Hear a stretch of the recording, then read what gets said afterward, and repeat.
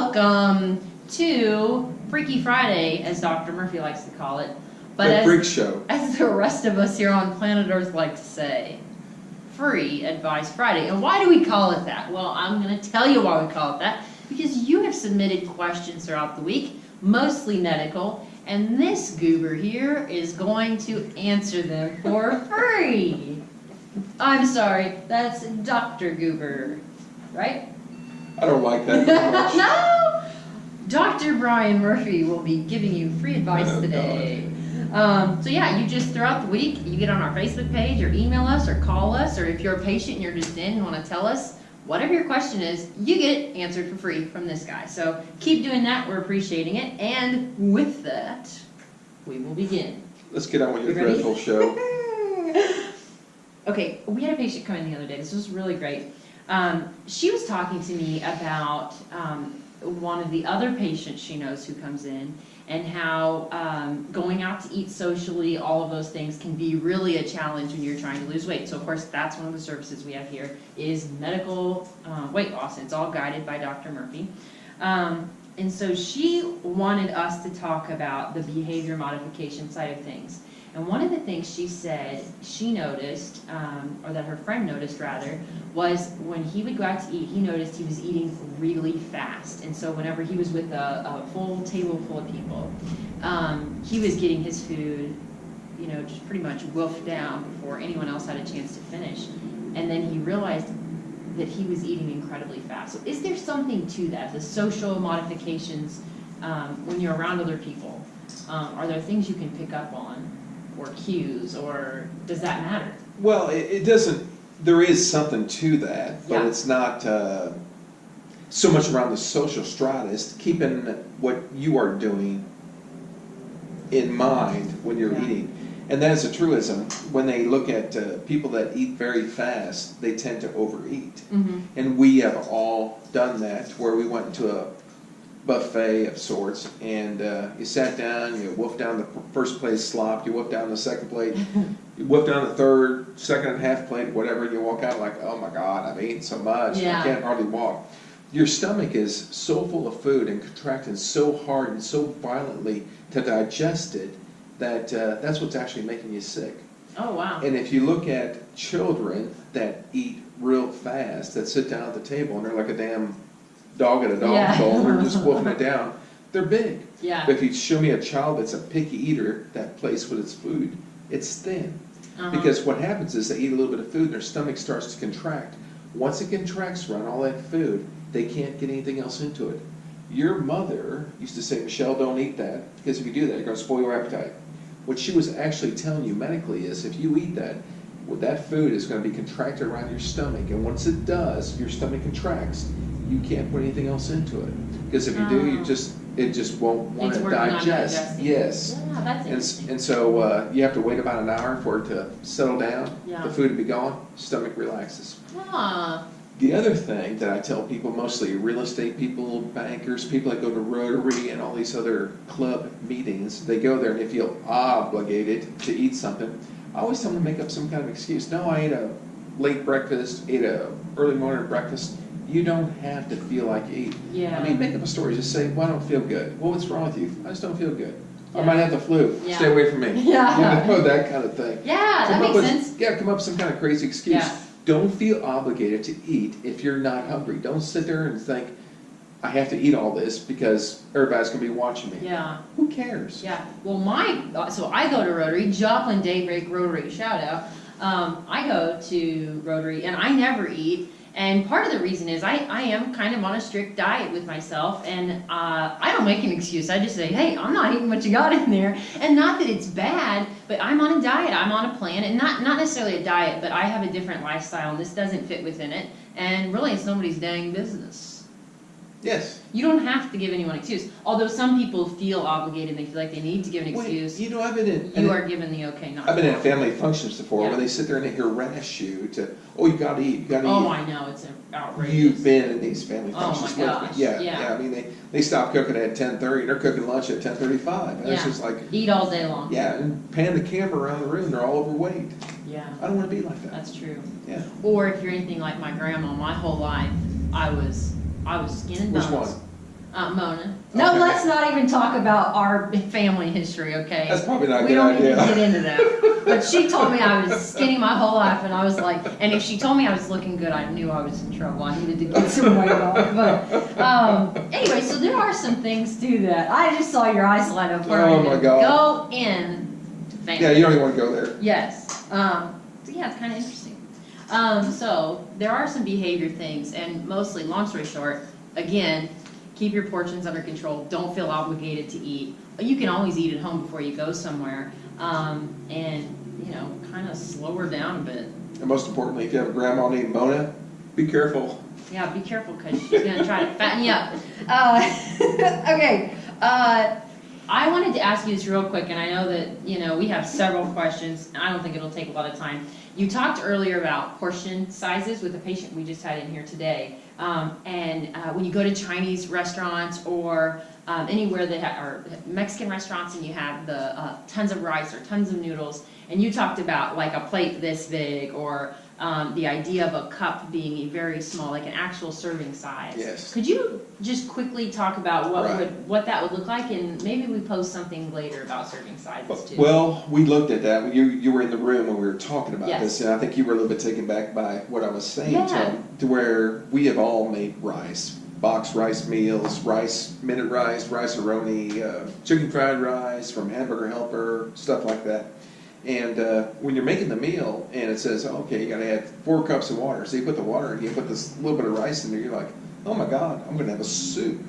Yeah. And then you come back 25 minutes later, boom, the rice the water's all gone, and it's nothing but rice. Yeah. What you don't know is if you actually were to add another couple cups of rice to it, it would be absorbed into it like a sponge. It would get even wetter, more moist, more thicker. Yeah.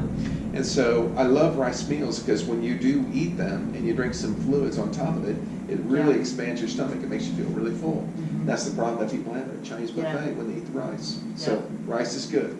Rice is good, but again, in moderation. You don't need to have Eat it slow, 8 ounces drink lots of it. water, Yeah. take 20 minutes, you're fine. I always tell people, eat a half a cup or less. And if you don't know what a half a cup or less looks like, then you probably have measuring cups in your house. Just look at it. You could really even just put it in a little ball on your plate. A half a cup of rice, pure rice before you cook it, Yeah. turns into a cup and a half Yes. of cooked rice. So we're talking cooked rice. Yes. About a half a cup of cooked rice. If you do have a cup. No, then a half a maybe- cup of uncooked rice turns into a cup and a half Yes. of cooked rice. But they should, they're consuming it at the point when it looks, really full, and they should know that a half a cup of cooked rice is about all you should eat, Yes, right? Okay, yes. perfect, we're on the same page. Cooked, uncooked, hopefully you don't have chomping dried rice like a crazy person. Is that what you do? You just open the box and dump a bunch of crunchy dry rice. Yeah, then I have to drink 55 He gallons said, of I'm water. so full, my teeth are all chipped up and I gotta go to the dentist, but I'm so full. Okay. This question, you're gonna love this, okay? Oh, well. So, I think you will. It comes from your favorite son-in-law, wink, wink, Scott, not you, I'm just kidding. Dave. He is convinced that when he's sick, he's got a sensitive scalp. He said, my whole body is so sensitive to the touch. I just feel so sensitive everywhere. And he was convinced, especially his scalp is just super sensitive. Is that real? Or what is the reason? Is it crazy? Dave, get some help, okay? You're a freak. You're a freak, so there's nothing to it. Nothing to it. So it's a Dave thing, is what it sounds like, Dave. So, okay. He likes, my God. I think he just uses an excuse to get a little head massage when he's whiny and sick. He's not whiny, that's a joke. I was just being dramatic for the effect of Well, the he's kind show. of whiny. But yeah, no, he's pretty good. He's a little whiny. Oh well, he's like, honey, Mom, my head's sensitive. I'm just kidding, Dave. I'd do anything for you, no would. Shout out to my boy. Okay. This is a great one. This was submitted on Facebook. It was sent to us in a message. Is it true that cranberry juice can help with a urinary tract infection? Yes, that's true. Why? Well, that's actually been a scientific study. They looked at cranberry juice, and it's they call it a bladder. The cranberry juice actually calms the bladder down. It's interesting, it's not the white blood cells or the infection that makes the urinary bladder spasm, because that's when women have urinary tract infection. They complain about the cramping. It's actually the blood is what they call a cathartic, and blood is very much an irritant to the bladder wall, and that's what causes it to spasm. For some reason, cranberry juice blocks that. Interesting. It doesn't cure the infection, but it helps relieve the symptoms. Okay, and is it any juice or specifically? Specifically cranberry. Well, there's your answer. And I can't tell you why, but that's true. But and I've seen scientific studies along those lines. Very cool. So hopefully that answers your question. So cranberry juice, good thing. And I've had a lot, probably 10, 20,000 women tell me that over the years. So gotta go with the flow there on that one. Very cool. Well, I think that sounds right. I'm gonna go with it. I don't have any reason not to. So, okay. Also, this is on Facebook. So recently, an individual posted on her wall that she had quit smoking, and she says she's gained 25 pounds in 3 months. And she says, I'm exercising more, I'm eating less, but she's gained weight, and she's convinced it's specifically because she quit smoking. And she's like, should I start smoking again? Which, of course, my immediate thought was, no, don't start smoking. But, of course, she wanted it on Free Advice Friday, so here it is. What do you think? My comments. Yes. When people smoke, it ruins your taste buds. You cannot taste food. Okay. So it's kind of like when you have a fever, sore throat, you really can't taste the chocolate, the ice cream, and all of a sudden you get over it and it's like, wow, there's a taste. There's a world of food. Yeah, there's real food, so it has a taste. And nicotine that's in the cigarettes is actually an appetite suppressant. Oh, okay. So I think their appetites are suppressed when they're smoking, and not only that, their taste buds are being a little bit on the blunted side. So when they get off the cigarettes, they not only lose the appetite suppressant effect from it, but now they can taste food. So they are overeating. Remember, calories in, calories burned determines your weight. Just because you quit smoking. I mean, if we were to quit smoking and wire her jaw shut, trust me, she's going to lose weight. Yeah. I mean, she has to. Yeah. So she's way overestimating her caloric intake. Okay. Beforehand, when she was smoking cigarettes and stuff like that, she's like, "Oh yeah, I'm eating something." No, she's not. Yeah. Okay. So I guess we need to revisit this question with you online, or have you come in and kind of talk about that. Maybe we can readjust some things. So if you are gaining, which brings me to my next question. I've actually had a lot of patients who come in over time. It's been a while since they've been here. Maybe they've had an issue, or they weren't sure about something, and so they decide, I'm just going to get off the medicine and just try something else. But never called us. They never called and said, hey, can I talk to someone? I'm having an issue, or this is a problem for me, or I'm feeling hungry all the time, so I'm just going to quit. And every time I say, why didn't you call us? We would have put you on the phone with the provider immediately, or send us a message, we will address it. And I don't know if it's that we've become a society where we are afraid to complain, which sort of sounds crazy because we are on Facebook. Everybody likes to complain on Facebook. But I think sometimes we're shy to voice a concern. And it just broke my heart, because I thought, well, Dr. Murphy wouldn't stand for that if he thought there were patients out there who had questions. So what do you say to patients when they are struggling with something and having issues, and maybe, just think, I'm just going to quit this for a while on their own? They have a lot of different reasons for the things they do. And a lot of people, I think, are in denial about the things they do. And I've seen a lot of people that have had stomach surgeries to help them lose weight. And I think for the most part, the majority of them do very well. But I know a lot of people that have had those procedures done, and they're bigger now than they ever have been. Yeah. Because they won't stop the cheesecake, the ice cream, the chips, all that stuff. And you just have to. Yeah. I mean, that stuff is really taboo. Unless, you understand, if you eat ice cream, you have to do this much activity to offset it. Yeah. And if you're not capable of doing that, you can't go back to it. But, I think a lot of times you just have to sit down and talk through them, about things. I saw a fellow the other day, and he came in, I was looking at his chart, and we went over his diet. I'm like, well, there's no explanation here why you weigh what you do. And then I'm like, what do you drink during the day? He goes, well, I drink Dr. Pepper. I said, well, how much? He goes, well, about 8 or 10 cans of Dr. Pepper a day. Jeez. Well, that's 10 pounds a month, 120 pounds a year. And I said, That's a lot. I said, you know what, guy? Just stop drinking your Dr. Pepper. You really don't have to see me. And you will be down mathematically 100 pounds in a year. Yeah. Stop it. Yeah. And then, of course, he's like, well, how do I stop it? I've been on it for 30 years. Well, there's other options. There's medications to help to help you stop it. But you have to. And you have to stop it the rest of your life. Everybody wants to blame McDonald's for their weight. And I'm so sick of listening to those commercials. Take a little bit of self-responsibility here. Yeah. It's not so much McDonald's. It's sweet tea, regular soda pops, potato chips. Queso is a bad one too. Yeah. Outside of that, you should be okay. Yeah. But those are really bad choices. Yeah. Those things that are easy to consume a lot of, Yes. that's where it gets very, It's in a so quick easy. amount of time. Go to the store, give me a Dr. Pepper. Go to Sonic, get a Route 44 Dr. Pepper.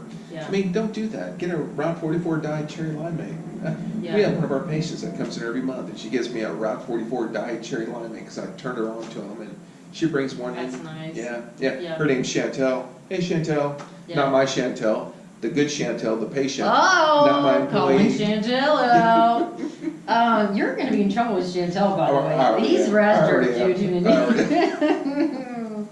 Well, I think that's awesome lady, awesome patient. and I think all of those are really good things. And I guess, long story short, my message is to any patient who's out there and you're struggling with something specific, you feel like the medication is, this is specifically weight loss patients mostly, you feel like the medication isn't as strong as it used to be, or you're just totally overwhelmed and you're like ready to give up, please don't. Please call us. We want to talk to you. Call us, come in and talk to us, whatever. Yeah, or a strange side effect that you think probably is not related to what we're doing here, but we have had some that are doing other things in their life and don't consider other medications. Let us have the full-blown picture. You really have to be honest about it too, but Yeah. I would say probably 99% of the problems these people have I can work through. Exactly. But they have to talk to me, because if they don't talk to me, I can't help. Yes, and if you're embarrassed, message us on Facebook. We can relay the information. We can call you and provide the information over the phone.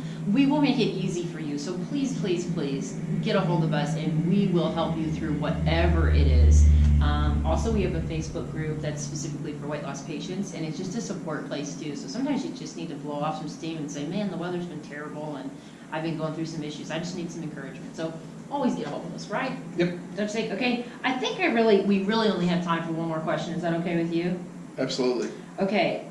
Now I got to call out Eric the PMan Moore. Okay, you know who you are, and you've been watching these videos, and you're pretty ticked at me that I haven't given your questions yet. But I call him the PMan because all of his questions so far have been pee related. So he gets a new title. I really don't like this guy. Of the PMan. So Eric, you got it. Now here's your shot. Here's your shot. Now, is it true that urine can help with two things? Athlete's foot and jellyfish stings. No? No. Jellyfish stings or athlete's No. foot? All right. So come and see a doctor for that. Eric, Well, not the get some help. Okay, well, I don't know what books you're reading or what websites you're on. Yeah. Change the page, guy. Yeah. Hey, and also, You didn't even have to finish that question. you knew. I've heard it 1,000 times. Yeah. Yeah. Oh, well, hang in there because he's got pages full of these questions. We're not going to take any more questions from Eric. Yeah, but He's out. I think that's good, and it makes me. My freak question Friday has its limits. It's a limit. No more of those. Yeah. Okay. No, I think that's good, and it makes me wonder, where did that start? It's like some terrible person in your life got stung by a jellyfish, and they're like, I know what'll help. I'll just pee on it. They've been dying to do that. Oh man, don't let them. It's a trick. That's something you'd pull. Hey, I know. What? That's something you'd pull. No, I You'd be wouldn't. like, you know what? You accused me of throwing fish at you in the ocean one time, and I wasn't throwing fish at you. They were flying out of the water, and you're like, Mom, he's throwing fish at me. No, I wouldn't be throwing fish. I'd be throwing a damn rock at you is what I'd be throwing. I did. There were these. I don't even remember where we were. Tampa Beach. Okay, so it was a family trip, and we were out, and I just kept getting hit with something in the head, and I was like, She was 100 yards away. I was like, he's throwing stuff at me. So She's told yelling at her mother, who's 300 yards away, and she's 100 yards away from me. Mom, he's throwing things at, and there were fish flying out of the ocean, smacking you Yeah, in the they were. head. I didn't know that was the thing, so it's true. So I guess now you guys know that I'm not always right, which you probably figured that out long ago. I did. But yeah, that's all of our questions. You feel okay about those? Oh, yeah, I do. Okay. I bet my office help Chantel's going to bring me a Route 44 Yeah. diet cherry limeade from now on. I know. We're going to have to start putting more requests like that in these videos. Yes. Yeah. So cool. These were great questions. Go ahead, keep submitting those, like we said at the beginning. Except you, Eric. No more P questions. No more from the PMan. I don't want to hear more P questions. And subscribe to our YouTube channel. We've got a YouTube channel, so follow us there if you're not a big time Facebook fan. Other than that, I guess we'll check you out next week. See you next Friday. Bye-bye.